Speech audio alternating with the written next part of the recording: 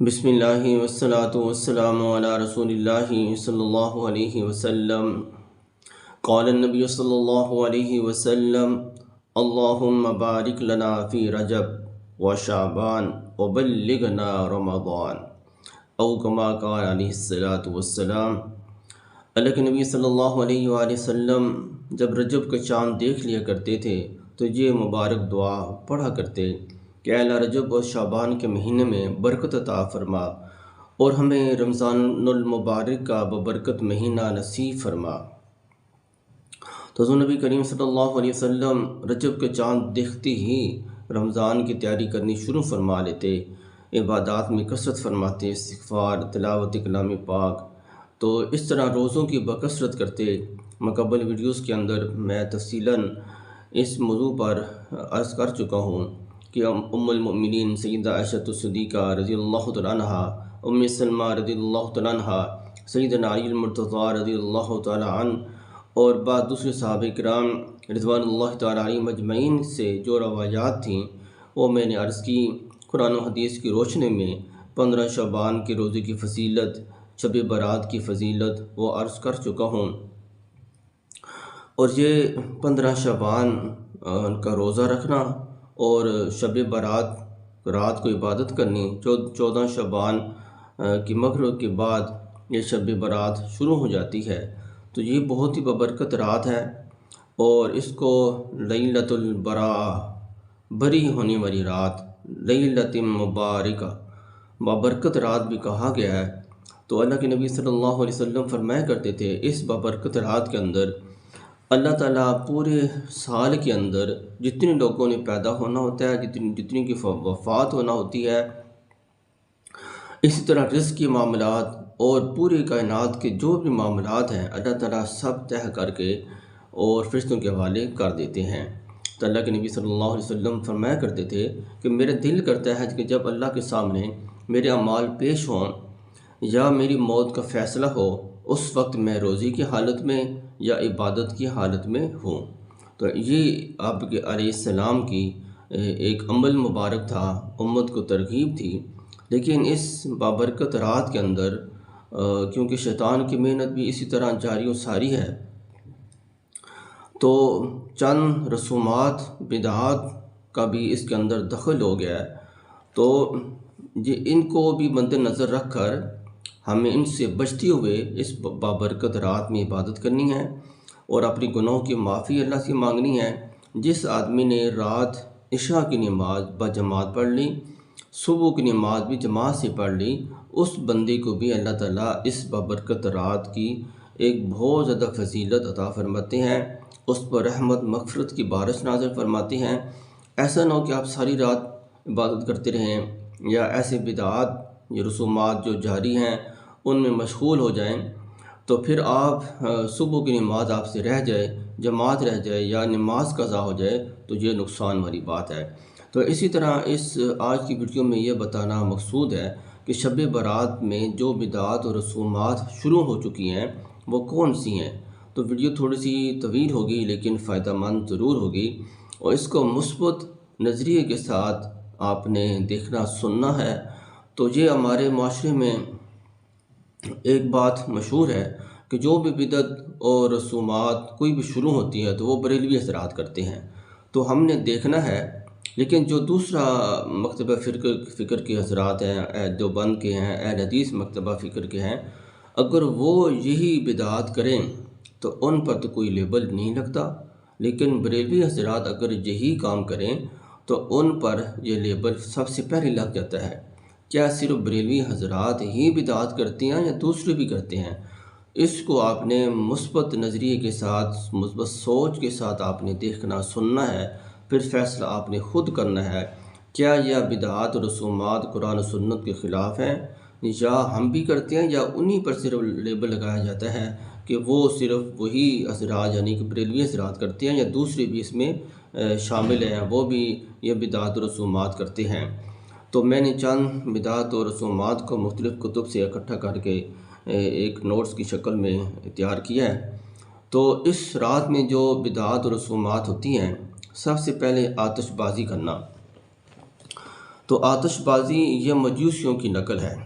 اور آگ اللہ کی عذاب کا نشان ہے۔ اس وجہ سے فقہاء نے لکھا ہے کہ قبرستان میں آگ لے جانا یہ منع ہے، اور آگ کے ساتھ کھیلنا یہ مسلمانوں کی شان نہیں، اہل اسلام کی شان نہیں ہے کہ وہ آگ سے کھیلیں۔ بہرحال حدیث مبارکہ میں آتا ہے کہ من تشبہ بقوم فہو من، جو آدمی جس قوم کی مشابہت اختیار کرے گا اللہ تعالیٰ اسے اسی قوم کے ساتھ اس کا حشر کریں گے قیامت کے دن، اسی قوم میں اس کو اٹھایا جائے گا، کیونکہ آگ کی عبادت مجوسی حضرات کرتے ہیں۔ تو جو آدمی ایسے آتش بازی کرے گا، پٹاخے اور اس طرح کی چیزیں اس میں شمار ہو جائے گا، تو اس کا حشر بھی انہی لوگوں میں سے ہوگا۔ تو یہ مسلمان کی شان نہیں ہے کہ آتش بازی کرنا۔ اس کے علاوہ یہ آتش بازی کرنا یہ ہندوؤں کے تہوار دیوالی، اس کی بھی ایک نقل ہے، وہ بھی اس دن یہ آتش بازی کرتے ہیں۔ اس کے علاوہ یہ آتش بازی، بم، پھلجھڑیاں، پٹاخے پھوڑنا کئی گناہوں کا یہ مجموعہ بھی ہے۔ جب آپ پٹاخے چھوڑیں گے، شور شرابہ کریں گے، تو اس سے کیا کیا نقصانات ہیں۔ سب سے پہلے عبادت میں مشغول لوگوں کی جو عبادت میں لوگ مشغول ہوں گے ان کی عبادت میں خلل آئے گا، کہ وہ رات کو اللہ کی عبادت کر رہے ہیں اور آپ پٹاخوں میں مشغول ہیں، تو ان کی عبادت خراب کرنے کا گناہ آپ کو الگ ملے گا۔ اور دوسرا، اہل محلہ اور مریضوں کو ایذا پہنچانے کا گناہ بھی آپ کو ملے گا، کہ اللہ کے نبی صلی اللہ علیہ وسلم نے فرمایا المسلم من سلم المسلمون من لسانہ و یدہ، یہ کامل مسلمان وہ ہے، کامل مکمل مسلمان وہ ہے کہ جس کی زبان سے، جس کے ہاتھ سے دوسرے لوگوں کو تکلیف نہ پہنچے۔ آپ اس بابرکت رات کے اندر کتنوں گناہوں کا سبب بن رہے ہیں، اور جو لوگ عبادت میں مشغول ہیں ان کی عبادت کو بھی خراب کر رہے ہیں۔ اور تیسرا گناہ ہے آتش بازی کا، کہ اپنی جان کو بلا وجہ خطرے میں ڈالنا، یہ ایک الگ گناہ ہے، کہ اس دن لوگ پٹاخے چھوڑتے ہیں، آگ لگ جاتی ہے، بچوں کا نقصان ہوتا ہے، بچوں کو آگ لگ جاتی ہے، گاڑیوں کو نقصان ہوتا ہے، ان کو آگ لگ سکتی ہے، تو ایک جانی مالی نقصان کا ایک الگ گناہ اور خطرہ ہے۔ اور نمبر 4، بلا وجہ اسراف کا گناہ ہے، کہ یہ رسم نہ صرف یہ ہے کہ ایک بے لذت گناہ ہے، بلکہ اس کے دینی اور دنیاوی دونوں تباہ کاریاں بھی ہم اپنی آنکھوں سے دیکھتے ہیں، کہ ہمارے سامنے آگ لگتی ہے، اس آگ کی وجہ سے گاڑیوں کو نقصان ہوتا ہے، موٹر سائیکلوں کو ہوتا ہے، لوگوں کو آگ لگ جاتی ہے، اس طرح مالی نقصان ہوتے ہیں اس وجہ سے۔ تو یہ عبادت کی رات ہم کن چیزوں میں گزار رہے ہیں، یہ بھی ایک دعوت فکر ہے۔ اور دوسری چیز چراغاں کرنا، کہ مسجدوں میں، بازاروں میں، گھروں میں اور خاص مقامات کو سجایا جاتا ہے، کمکمے روشن کیے جاتے ہیں، بعض جگہ تو مکانوں کی چھتوں پر موم بتیوں کو جلایا جاتا ہے، ایک لائن بنائی جاتی ہے، ایک ڈیزائن بنایا جاتا ہے، موم بتیاں جلائی جاتی ہیں، اور دیواروں پر قطار در قطار چراغ رکھ دیے جاتے ہیں، بلب روشن کیے جاتے ہیں، مختلف قسم کے بلب لگائے جاتے ہیں۔ تو یہ چراغاں کرنا یہ اسلامی شعار نہیں ہے، یہ سب بے جا اسراف اور فضول خرچی ہے۔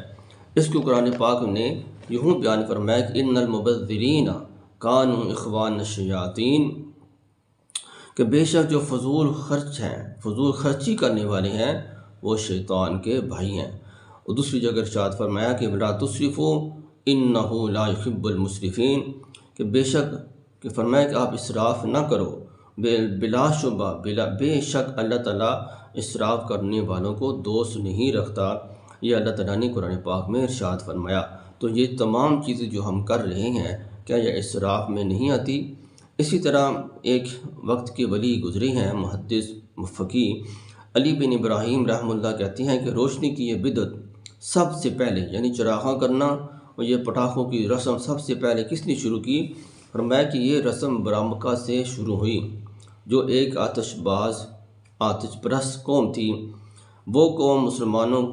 مسلمان تو ہوگی، یعنی کہ خلیفہ ہارون الرشید، مامون الرشید کے دور میں یہ لوگ مسلمان تو ہو گئے تھے، لیکن آتش پرستی کے اثرات پھر بھی ان کی زندگی میں، ان کے رسم و رواج میں یہ موجود رہے۔ یہ لوگ اس موقع پر خاص طور سے روشنی کا اہتمام کرتے تھے،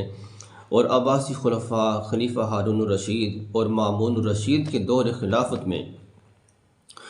یہ قوم برا مکہ اس کو عروج حاصل تھا، جس کی وجہ سے یہ منکرات اہل اسلام میں بھی رواج پا گئے، کیونکہ عباسی خلفاء کے دور میں اس قوم کو جب عروج حاصل ہوا تو ان کے رسم و رواج، کیونکہ وہ مسلمان ہو چکے تھے تو ان کے رسم و رواج مسلمانوں میں بھی آ گئے، تو یہ نسل سب سے پہلے برا مکہ قوم سے شروع ہوئی، وہ آج تک اس میں ترقی ہوتی چلی جا رہی ہے۔ اور تیسری رسم بدعت کی اس میں جو شروع ہوتی ہے شب برات میں، وہ ہے حلوہ پکانا، میٹھی کوئی چیز پکانی، حلوہ پکا لیا یا کھیر پکا لی۔ کہ بعض لوگ کہتے ہیں کہ حضور نبی کریم صلی اللہ علیہ وآلہ وسلم کا جب دندان مبارک شہید ہوئے تھے تو آپ صلی اللہ علیہ وسلم نے حلوہ نوش فرمایا تھا، تو اس کی کوئی اصل نہیں ہے۔ نیز اس کا اعتقاد رکھنا، یہ عقیدہ رکھنا کہ حضور نبی علیہ السلام کے دان مبارک شہید ہوئے تو آپ نے حلوہ نوش فرمایا تھا، اور یہ اعتقاد رکھنا یہ شرعاً جائز بھی نہیں ہے اور عقلاً بھی ممکن نہیں، کیونکہ دندان مبارک کی شہادت کا واقعہ وہ شوال میں ہوا، غزوہ احد جس میں حضور نبی علیہ السلام کے دندان مبارک شہید ہوئے تھے وہ شوال کے مہینے میں ہوئے تھے، نہ کہ شعبان المعظم کے مہینے میں، تو اس کی بھی شرعاً کوئی اصل نہیں ہے۔ اور نمبر 4، چوتھی رسم، مسجدوں میں اجتماع کا اہتمام۔ مسجدوں کے اندر اجتماع کرنے، اس مبارک راتوں میں عبادت کا اہتمام اپنے گھروں میں بھی کرنا چاہیے، بالخصوص شب برات کے موقع پر، کیونکہ آپ علیہ السلام نے اپنے حجرہ مبارک میں رات کی عبادت کی تھی، مسجد میں آپ علیہ السلام تشریف نہیں لے گئے تھے۔ اگر اجتماع کا التزام ہو تو یہ بدعت شمار ہوگا، یعنی کہ یہ مقصد اس نظریے سے لوگوں کو اکٹھا کرنا کہ آج مبارک رات ہے، لوگوں کو اکٹھا کر کے مسجد میں لے کے آنا، اور یہاں آ کر جب لوگ اکٹھے ہوں گے تو دنیا کی باتیں بھی ہوں گی اور کئی چیزیں اس میں ہوں گی جو مسجد کی آداب کی خلاف ورزی ہوگی، تو اس میں بجائے عبادت کے الٹا آپ کو گناہ ملے گا۔ جب مسجد کے اندر آپ ایک غلط بات کرتے ہیں، مسجد کی دنیا کی کوئی بھی بات کرتے ہیں، تو اس میں سب سے پہلے اللہ کے فرشتے کہتے ہیں اسکت یا ولی اللہ، اے اللہ کے ولی خاموش ہو جا، اسکت یا بغیض اللہ، جب خاموش نہیں ہوتا پھر وہ کہتے ہیں کہ تم پر اللہ کا غضب ہو، خاموش ہو جاؤ، جب خاموش نہیں ہوتا تو تیسری دفعہ اور سختی سے کہتے ہیں اسکت لعنت اللہ علیک، کہ تم پر اللہ کی لعنت ہو، خاموش ہو جاؤ۔ یعنی کہ مسجد کے اندر فضول بات کرنے کی وجہ سے اللہ کے ملائکہ کو تکلیف ہوتی ہے، اور یہ وہ الفاظ کہتے ہیں، بددعائیں دیتے ہیں۔ تو جب آپ لوگوں کا اجتماع کریں گے مسجد کے اندر اس مبارک رات میں، تو بجائے عبادت کے الٹا آپ کو گناہ بھی ہوگا، کہ آپ کئی ایسے لوگ ہوں گے، سب تو دیندار نہیں ہوں گے، سب لوگوں کو مسجد کے آداب کا پتہ بھی نہیں ہوگا، اور جن کو پتہ ہوگا وہ بھی ایک ماحول کی وجہ سے دنیا کی باتیں کریں گے، فضول باتیں کریں گے، اس کا گناہ بھی سب کو ملے گا۔ تو اس لیے مسجد کے اندر اجتماع کرنا اس مبارک راتوں میں کہ جس کی وجہ سے مسجد کی بے ادبی ہو، تو یہ بھی شرعاً جائز نہیں ہے۔ آپ گھروں میں بھی عبادت کر سکتے ہیں، تلاوت کر سکتے ہیں، نوافل سنتیں گھروں میں پڑھیں، کہ آپ علیہ السلام نے فرمایا کہ اپنے گھروں کو قبرستان نہ بناؤ۔ تو جب آپ مطلب یہ ہے کہ قبرستان میں تو کوئی عبادت نہیں کرتا، نماز نہیں پڑھتا، گھروں میں عبادت کرو تاکہ گھروں کے اندر بھی آپ کا ماحول بنے، گھروں میں بھی برکات آئیں۔ اور 5ویں رسم کہ نوافل کی جماعت کرانا، یہ ان مبارک راتوں میں یا عام دنوں میں عورتوں کا گھروں میں صلاۃ و تسبیح کی جماعت کرانا، مردوں کا مسجد میں صلاۃ و تسبیح کی جماعت میں شریک ہونا، یہ درست نہیں ہے، کیونکہ علماء عورتوں کی جماعت سے نماز پڑھنے کو منع فرماتے ہیں، اور احناف کے نزدیک نوافل کی جماعت نہیں ہے۔ ان دنوں میں عام طور پر دیکھا گیا ہے کہ رمضان المبارک میں بھی اور طاق راتوں میں، اسی طرح شب برات میں صلاۃ و تسبیح کی جماعت عورتیں گھروں میں کراتی ہیں، نوافل کی جماعت کراتی ہیں۔ تو اس طرح جماعت کی نماز میں شریک ہونا یا نوافل کی جماعت کرانا، یہ کم از کم احناف کے نزدیک تو جائز نہیں ہے۔ ہمارے ملک پاکستان ایشیا کے اندر احناف کی کثرت ہے، تو احناف کے اندر یہ چیز جائز نہیں ہے۔ اسی طرح چھٹی رسم، قبروں پر پھول ڈالنا۔ حضرت شاہ عبدالعزیز رحمۃ اللہ تعالی علیہ محدث دہلوی نے قبروں پر پھول اور چادریں چڑھانے کو سنت کی ضد قرار دیا، یعنی کہ یہ بدعت ہے کہ قبروں پر پھول چڑھانے اس رات میں یعنی 14 اور 15 شعبان کی درمیانی رات قبرستان میں جانا، وہاں پر جا کر قبروں پر پھول چڑھانے، یا عام دنوں میں بھی قبروں پر پھول پھینکنے، چادریں چڑھانی، اس کو شاہ ولی اللہ محدث دہلوی رحمۃ اللہ تعالی علیہ نے فرمایا کہ یہ سنت کی ضد ہے، یعنی کہ بدعت ہے۔ تو اصل چیز اللہ کے نبی صلی اللہ علیہ وسلم نے اپنی صاحبزادی سیدہ خاتون جنت سیدہ فاطمہ الزہرا رضی اللہ تعالیٰ عنہا کو فرمایا تھا کہ بیٹی اعمال تیرے کام آئیں گے، یہ نہیں ہے کہ یہ نہ سمجھنا کہ میں سید الانبیاء سید الاولین والآخرین خاتم النبیین صلی اللہ علیہ وسلم کی صاحبزادی ہوں، اس نسبت سے میں بچ جاؤں گی، بلکہ آپ کو اپنے اعمال کام آئیں گے۔ جب اللہ کے نبی صلی اللہ علیہ وسلم اپنی صاحبزادی کو یہ فرما رہے ہیں کہ آپ کو اپنے اعمال کام آئیں گے، تو یہ پھول چڑھانے، یہ سب چیزیں جو قبریں پکی کرنی، اوپر سنگ مرمر کی ٹائلیں لگانی اور اوپر خرچے کرنے، اس کا اس بندے کے ساتھ کوئی تعلق نہیں ہے، نہ اسے ثواب ملے گا۔ اصل چیز ہے جتنا خرچہ آپ نے اوپر کرنا ہے وہ صدقہ کر دیں، کسی غریب کو دے دیں، اس کے لیے صدقہ جاریہ کو کوئی انتظام کر دیں، جو جس چیز کا وہ محتاج ہے اور جس چیز کا اسے فائدہ ہوگا۔ ان چیزوں کا کوئی فائدہ نہیں ہے، پھول چڑھا دینے، اس طرح چادریں چڑھانی جن کے اوپر قرآنی آیات لکھی ہوتی ہیں، ان کی بے ادبی ہوتی ہے۔ تو اللہ تعالیٰ ہمیں ان تمام چیزوں سے بچنے کی توفیق عطا فرمائے۔ اسی طرح 7ویں چیز، سید الشہداء حضور نبی کریم صلی اللہ علیہ وسلم کے چچا سیدنا امیر حمزہ رضی اللہ تعالیٰ عنہ کی فاتح، کہ بعض لوگ کہتے ہیں کہ حضرت امیر حمزہ رضی اللہ تعالیٰ عنہ کی شہادت ان دنوں میں ہوئی ہے، تو یہ ان کی فاتحہ ہے، اس کی کوئی اصل نہیں۔ اول تو تاریخ کا تعین کرنا کہ اس کی ضرورت ہی نہیں ہے، اور اسلام کے اندر تاریخ کا تعین کی اس کی کوئی اتنی اہمیت بھی نہیں ہے، سوائے جو عبادات سے تعلق رکھتی ہیں تاریخیں۔ اس کے علاوہ اس طرح کہ حج کے دن ہے، 9، 10، 11 ذی الحجہ، عید کے دن، عید الفطر کے دن، تو اس کی تو ایک تعین ہے، تاریخ کی اہمیت ہے، لیکن اس کے علاوہ باقی تاریخوں کا تعین کرنا، فلاں فلاں دن پیدا ہوا، فلاں فلاں دن شہید ہوا، فلاں دن فلانا کام ہوا، اس کی اسلام کے اندر کوئی ایسی اہمیت نہیں ہے۔ تو دوسرا، خود یہ واقعہ بھی غلط ہے کہ سیدنا امیر حمزہ رضی اللہ تعالیٰ عنہ شوال کے مہینے میں غزوہ احد میں شہید ہو گئے تھے، اور غزوہ احد شوال کے مہینے میں ہوا تھا، تو آپ رضی اللہ تعالیٰ عنہ کی شہادت کا واقعہ یہ شوال میں رونما ہوا، نہ کہ شعبان المعظم میں۔ تو اس کی جب واقعے کی اصل ہی نہیں ہے کہ آپ رضی اللہ تعالیٰ عنہ کی شہادت وہ شعبان میں نہیں ہوئی، بلکہ شوال المکرم کے مہینے میں سیدنا امیر حمزہ رضی اللہ تعالیٰ عنہ کی شہادت کا واقعہ رونما ہوا تھا۔ تو ان کی فاتحہ کے نام، ان کے نام کی فاتحہ یا کوئی بھی اس کی رسم کرنی، اس کی بھی کوئی اصل نہیں ہے۔ اور 8ویں رسم شب برات کے حوالے سے کہ مردوں کی روح گھروں میں آتی ہے، کہ بعض لوگ یہ عقیدہ رکھتے ہیں کہ شب برات وغیرہ، یعنی کہ اس کے علاوہ دوسری راتوں میں، جمعے کے دن، جمعرات کی شام کو، جمعے کی رات کو، اس طرح مختلف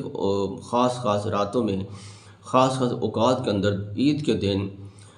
اور اسی طرح شب قدر میں مردوں کی روحیں گھروں میں آتی ہیں اور دیکھتی ہیں کہ کسی نے ہمارے لیے کچھ پکایا ہے یا نہیں۔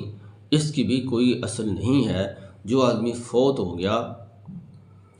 اگر وہ نیک ہے تو اس کی روح اعلیٰ علیین میں چلی جاتی ہے اللہ کے ہاں، اور جو ایک آدمی گناہگار ہے اس کی روح سجین میں چلی جاتی ہے، واپس قیامت سے پہلے نہیں لوٹائی جائے گی۔ جب قیامت آئے گی اس دن ہی اللہ تعالیٰ دوبارہ روحیں واپس لٹائیں گے۔ تو اس سے پہلے یہ عقیدہ رکھنا کہ فلاں فلاں دن روحیں گھروں میں آتی ہیں اور ان کے لیے کوئی چیز پکانی یا کوئی بھی ایسا کام کرنا، اس کی اسلام میں کوئی اصل نہیں ہے۔ وہ اللہ تعالیٰ کیسے ان روحوں کو تڑپائیں گے کہ جب وہ واپس گھروں میں آئیں؟ اگر فرض کر لیا جائے تو جس گھر کو، جن چیزوں کو انہوں نے رات دن ایک کر کے بنایا ہوگا، جب وہ واپس آئیں گی تو وہ دیکھیں گی کہ تو نقش ہی بدلا پڑا ہے۔ بعض اوقات ایسا ہوتا ہے کہ والدین گھر بناتے ہیں بڑی مشکل سے، اور اولاد اس گھر کو بیچ دیتی ہے یا اس کو گرا دیتی ہے، نقشہ بدل دیتی ہے، یا گھروں کی چیزیں بیچ دیتی ہے، یا اسی طرح عورتیں دوسری شادیاں کر لیتی ہیں۔ تو جب سب چیزیں وہ دیکھیں گی تو وہ روح تو تڑپیں گی۔ تو یہ عقل بھی اس چیز کو نہیں تسلیم کرتی، نہ ہی شرعاً اس کی کوئی اصل ہے کہ جب آدمی فوت ہو جائے تو اس کی روح واپس آتی ہے۔ اسی طرح شب برات کی فاتحہ نامی چیز جو اس کے متعلق ہے کہ بعض لوگ یہ سمجھتے ہیں کہ جب شب برات سے پہلے کوئی مر جائے تو جب تک اس کی فاتحہ شب برات میں نہ کیا جائے تو وہ مردوں میں شامل نہیں ہوتا۔ اس کی بھی کوئی اصل نہیں ہے، یعنی شب برات سے پہلے کوئی بندہ مر جائے تو اس کی اگر فاتحہ نہ پڑھی جائے شب برات میں تو وہ بندہ مردوں کی لسٹ میں شامل ہی نہیں ہوتا۔ وہ ہے کہ اس کو مردوں کی لسٹ میں شامل کرنے کے لیے اس کی فاتحہ کا پڑھنا یہ ضروری ہے، اس کی کوئی اصل نہیں ہے۔ اور صرف اسی پر بس نہیں، بلکہ بعض جگہ پر تو رواج ہے کہ اگر تہوار سے پہلے شب برات کے تہوار سے پہلے کوئی مر جائے تو خاندان بھر میں پہلا تہوار نہیں منایا جاتا، جبکہ حدیث پاک میں مذکور ہے کہ جب مردہ فوت ہو جاتا ہے تو مرتے ہی اپنے جیسے لوگوں میں جا پہنچتا ہے، یہ نہیں کہ شب برات تک اٹکا رہتا ہو۔ جب آدمی فوت ہو گیا تو مرنے کے بعد کے جتنے معاملات ہیں جن کا اس بندے کے ساتھ تعلق ہوتا ہے وہ شروع ہو جاتے ہیں۔ کل من علیہ فان، کہ ہر چیز فنا ہو جانی ہے، قیامت کا نظام برپا ہونا ہے۔ تو یہ قیامت کب آئے گی تو ہم یہ سوچ کے بیٹھے رہتے ہیں کہ ابھی تو بڑے سال ہیں، لیکن جو آدمی فوت ہو گیا اس پر قیامت کے سارے حالات شروع ہو جاتے ہیں۔ تو ایسا سمجھیں کہ قیامت ہر وقت ہمارے ساتھ ہے، قیامت کے معاملات سب کچھ ہمارے ساتھ لگی ہوئی ہیں۔ تو اس لیے ہر وقت موت کی تیاری رکھنی چاہیے، یہ نہیں کہ کوئی کس وقت مر جائے تو پھر کیا ہوگا، اور اس کی رسومات کرنی جن کا شریعت کے ساتھ کوئی تعلق نہیں ہے۔ اور 10ویں چیز ریا کرنا اور فخر کے طور پر کوئی چیزیں کرنی، کہ اکثر اہل ثروت جو امیر لوگ ہوتے ہیں اور برادری کے لوگ ایک دوسرے کو بطور معاوضہ لیتے ہیں اور دیتے ہیں، اور نیت اس میں یہی ہوتی ہے کہ فلاں شخص نے ہمارے یہاں یہ چیز بھیجی ہے، اگر ہم نہ بھیجیں گے تو وہ کیا کہے گا، اور اس میں بھی ریا اور تفاخر فخر کا عنصر پایا جاتا ہے، کیونکہ نیت میں ہی خرابی ہے۔ یعنی کہ اس دن شب برات کی رات والے میں اور اس دن میں اگلی دن جو روزہ رکھنا ہے اس دن میں لوگ ایک دوسرے کو تحفے تحائف دیتے ہیں۔ جس کسی نے ایک چیز دی تھوڑے قیمت والی تو دوسرا آدمی اس سے بڑھ چڑھ کر اسے دیتا ہے کہ فلاں بندے نے شب برات والے دن، آج کا شب برات مبارک، ایک دوسرے کو مبارک دیتے ہیں، ایک دوسرے کو شب برات کے حوالے سے گفٹ تیار ملتے ہیں وہ ایک دوسرے کو دیتے ہیں، اس طرح کیک کاٹے جاتے ہیں۔ یہ سب چیزیں اس کا کہ فلاں بندے نے کم قیمت والا کیک کاٹا ہے اور دوسرا بندہ اس سے زیادہ قیمتی کیک کاٹے گا اور دوسرے بندوں کو زیادہ قیمتی تحفے تحائف دے گا، تو اس کا بھی اسلام کے ساتھ دور دور کا کوئی تعلق نہیں ہے۔ اور 11ویں رسم جو اس شب برات کے حوالے کی جاتی ہے وہ ہے مسور کی دال، کہ بعض لوگ اس تاریخ میں مسور کی دال ضرور پکاتے ہیں، اس کی بھی کوئی اصل نہیں ہے۔ اسی طرح 12ویں چیز کہ برتنوں کا بدلنا، یہ صرف کفار کی نقل ہے، کہ شب برات والے دن اگلے برتن گھر سے نکال لیتے ہیں اور نئے برتن جو ہوتے ہیں ان کو استعمال کرتے ہیں، یا برتن چینج کر اگلے پرانے برتن کسی کو دے دیتے ہیں اور نئے برتن اس کی ابتدا شب برات والے دن کرتے ہیں۔ اس رسم کی بھی اسلام میں کوئی گنجائش، کوئی تعلق نہیں ہے۔ اور 13 نمبر چیز کہ گھر کو لیپنا، کہ شب برات سے پہلے اور اسی طرح رمضان مبارک سے پہلے بعض لوگ ایسے کرتے ہیں، اپنے گھروں کی لپائی کرتے ہیں، صفائی ستھرائی کرتے ہیں، تو عام روٹین سے اگر کریں تو اس کی گنجائش ہے، لیکن اس نیت سے کریں کہ شب برات آنے والی ہے یا آج شب برات میں 1-2 دن رہتی ہیں یا آج شب برات ہے، تو اس حوالے سے گھروں کی لپائی کرنی، صفائی ستھرائی کرنی، اس کا بھی اسلام سے کوئی تعلق نہیں ہے۔ اسی طرح 14 نمبر رسم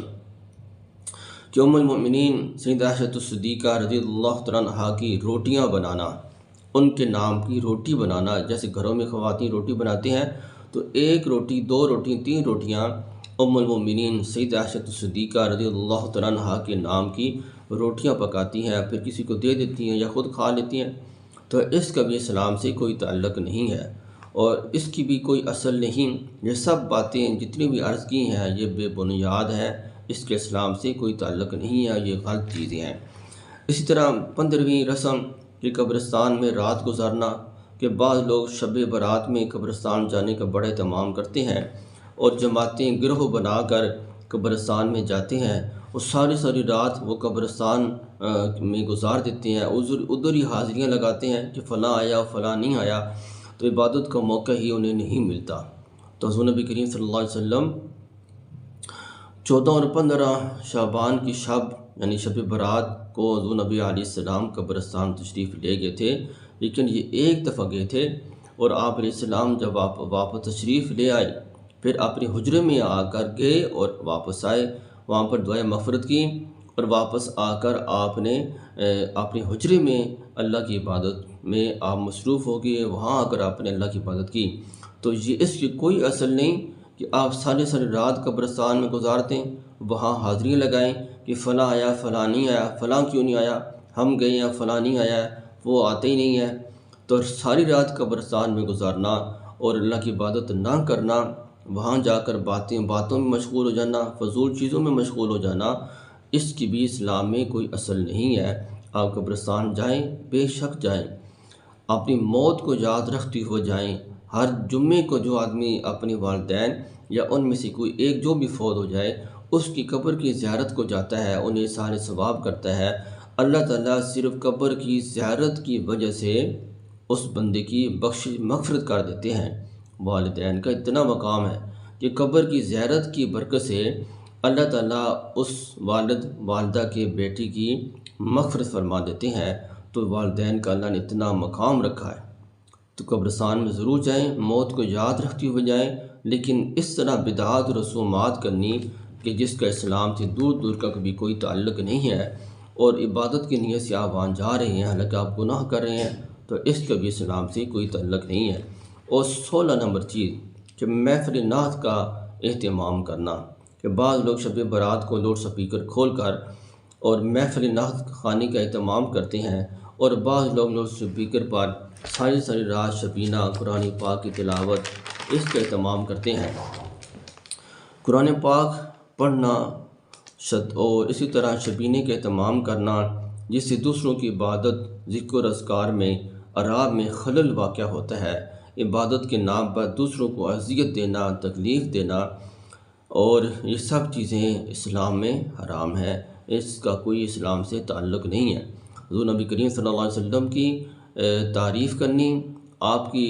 نعت پڑھنی، حضور علیہ السلام کی درود شریف پڑھنا، اسی طرح اللہ تعالیٰ کی کلام کی تلاوت کرنی بہت بڑی عبادت ہے، لیکن شریعت نے اس کی قوانین قید کلیہ رکھے ہیں کہ اس کو مد نظر رکھتے ہوئے آپ یہ کام کریں۔ آپ مسجد میں آتے ہیں، ایک بندہ تلاوت کر رہا ہے، ایک نماز پڑھ رہا ہے، اور ایک آدمی ذکر اذکار میں مصروف ہے، تو اس کو سب ماحول کو مد نظر رکھتے ہوئے آپ السلام علیکم کہہ سکتے ہیں۔ اگر کسی کی عبادت میں خلل پڑ سکتا ہے تو آپ السلام علیکم نہ کہیں۔ اگر ایک آدمی فارغ بیٹھا ہے تو اس کو آپ السلام علیکم کہہ سکتے ہیں۔ اسی طرح ایک آدمی تلاوت کرتا ہے، دوسرے لوگ سنت و نوافل پڑھ رہے ہیں، اگر وہ اونچی آواز سے تلاوت کرے گا تو دوسروں کی نماز میں خلل واقع ہوتا ہے۔ عقلاً بھی اس بات تسلیم نہیں کی جاتی کہ میں نفل پڑھ رہا ہوں، آپ اونچی آواز میں تلاوت کر رہے ہیں، یار تھوڑا سا ایسا پڑھ لو، کہ میں آرام سے نفل پڑھ لوں، یا میں درود شریف پڑھ رہا ہوں، ذکر اذکار کر رہا ہوں، تو اونچی آواز سے مسجد کے اندر عام حالات میں بھی قرآن پاک پڑھنا جب دوسرے لوگ عبادت کر رہے ہوں، دوسری عبادات میں مصروف ہوں، تو جائز نہیں ہے۔ آپ اگر اکیلے بیٹھے ہوں یا سب لوگ 5-7 جو بھی بیٹھے ہیں سب تلاوت کر رہے ہیں تو پھر آپ اونچی آواز سے پڑھ سکتے ہیں۔ تو اس کے علاوہ ادروائز دوسری صورت میں جب دوسرے لوگ مختلف عبادات میں مصروف ہوں، آپ اونچی آواز سے تلاوت شروع کر دیں تو یہ جائز نہیں ہے۔ تو اسی طرح ساری رات قرآن پاک سپیکر میں پڑھنا، جب قرآن پاک پڑھا جاتا ہے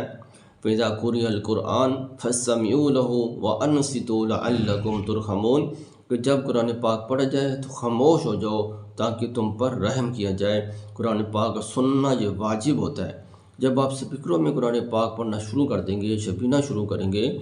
تو جتنے بھی لوگ ہیں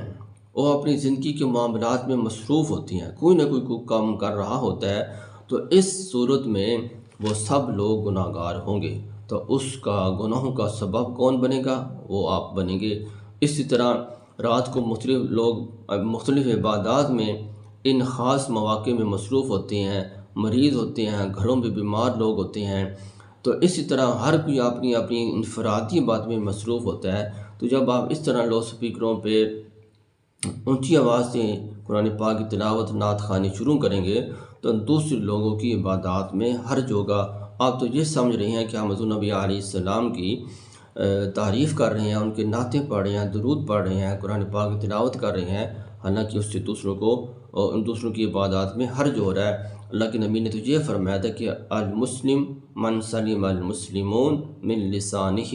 و یدہ، لیکن ہم کیا کر رہے ہیں؟ تو اس حوالے سے بھی دعوت فکر ہے۔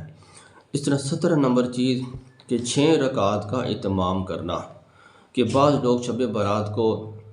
بعد از نماز مغرب بڑے اہتمام کے ساتھ 6 رکعتیں پڑھتے ہیں، اور ان میں 3 نیتیں کی جاتی ہیں۔ پہلی نیت کہ پہلی 2 رکعت عمر کی درازی کی نیت سے پڑھی جاتی ہیں، کہ میری عمر بہت ہی طویل ہو جائے، عمر نو مجھے مل جائے، ہزاروں سال کئی صدیاں میں زندہ رہوں۔ اور دوسری نیت یہ کرتے ہیں کہ اللہ تعالیٰ جو مصیبتیں ہیں، بلائیں ہیں، آفات ہیں، وہ مجھ سے دور ہو جائیں۔ اور تیسری جو نیت یہ کرتے ہیں کہ 2 رکعتیں کر کے پڑھتے ہیں، تو جو آخری 2 رکعتیں ہیں تو اس میں یہ نیت کی جاتی ہے کہ میں کسی کا محتاج نہ ہو جاؤں اور اللہ تعالیٰ مجھے سب کچھ دے دے۔ تو ان تمام چیزوں کا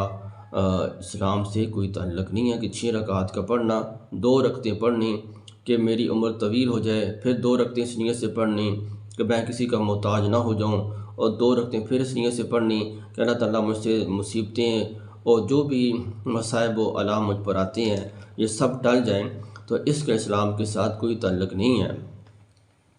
اسی طرح جب 2 رکعتیں پڑھ لیتے ہیں تو ہر 2 رکعت کے بعد سورہ یاسین مکمل پڑھی جاتی ہے۔ تو یہ تمام چیزیں اس کا شریعت سے، قرآن پاک سے، حدیث رسول اللہ صلی اللہ علیہ وسلم سے کوئی تعلق نہیں ہے، نہ ہی اس کا کوئی ثبوت ہے۔ البتہ اس رات میں جتنی چاہیں نفل نمازیں آپ پڑھ سکتے ہیں، جتنی نفل پڑھیں آپ پڑھ سکتے ہیں۔ اسی طرح جب نفل پڑھ چکیں تو پھر آپ اللہ سے دعا کریں، اللہ تعالیٰ مجھے طویل عمر عطا فرما اور میرے رزق میں اضافہ فرما، مصیبتیں، مصائب و آلام یا اللہ یہ مجھ سے ختم کر دے۔ جب اگر کوئی آسمانی آفات آ جائیں یا اللہ کوئی امتحان آ جائے تو مجھے اس میں ثابت قدم رکھ، ہر قسم کی مصیبتوں سے، آسمانی آفات سے، ہر قسم کی بیماریوں سے، برے لوگوں کی بری نظر سے، حاسدین کے حسد سے، شریر لوگوں کے شر سے اللہ ہماری حفاظت فرما۔ جب آپ عبادات کر چکے، نوافل پڑھ چکے، درود شریف پڑھ چکے ہوں، تلاوت کر چکے ہوں، اور اسی طرح افطاری کے وقت جو چاہیں آپ اللہ سے مانگ سکتے ہیں، اللہ تعالیٰ ہم سب کو یہ چیزیں عطا فرمائیں گے، اللہ فرماتی بھی ہیں۔ لیکن اس طرح یہ تمام رسومات کو کر کے پھر اللہ سے دعا کرنی، تو ان ایسی چیزوں کو کرنا کہ جن کا نہ قرآن پاک میں ثبوت، نہ حدیث رسول اللہ صلی اللہ علیہ وسلم میں اس کا ثبوت ہے، نہ ہی شریعت میں، نہ صحابہ میں، نہ تبع تابعین کسی میں بھی جس کا کوئی ثبوت ہی نہ ملے، تو ایسی تمام چیزیں ان مبارک راتوں میں، مبارک ایام میں، مبارک لمحات میں کر کے جن کا اسلام سے کوئی تعلق نہ ہو، سنت کے خلاف ہوں، تو پھر اللہ سے دعا کرنی تو وہ پھر اللہ کیسے قبول کریں گے؟ جب ایک کام ہی آپ صحیح نہیں کر رہے، تو یہ تمام چیزیں تھیں جو مختصراً آپ کے سامنے میں نے عرض کی ہیں، تو ان کو آپ نے مثبت نظر سے دیکھیں۔ اگر واقعتاً ان کا اسلام سے کوئی تعلق ہے تو بے شک کریں، اگر ان کا اسلام سے کوئی تعلق نہیں ہے تو پھر کل قیامت کے دن وقال رسول یا رب ان قوم اتخذوا ھذا القرآن مہجورا، جب اللہ کے نبی صلی اللہ علیہ وسلم یہ شکایت کریں گے کہ اس قوم نے میرے قرآن پاک کو، میری شریعت کو چھوڑ دیا، بدعات رسومات میں پڑ گئے، تو پھر اس دن کی بستی سے اور اس دن کی ساری سے اگر آپ بچنا چاہتے ہوں، پھر قرآن پاک کے احکامات، حدیث رسول اللہ صلی اللہ علیہ وسلم اور حضور نبی کریم صلی اللہ علیہ وسلم کے صحابہ کرام کے نقش قدم پر چلتے ہوئے آپ ان تمام عبادات کو، تمام لمحات کو گزاریں۔ دعا کہ اللہ تعالیٰ ہمیں حق بات سمجھنے کی اور عمل کی توفیق عطا فرمائے۔ والسلام علیکم ورحمۃ اللہ وبرکاتہ۔ سبحانک اللہم وبحمدک، نشہد ان لا الہ الا انت، نستغفرک ونتوب الیک۔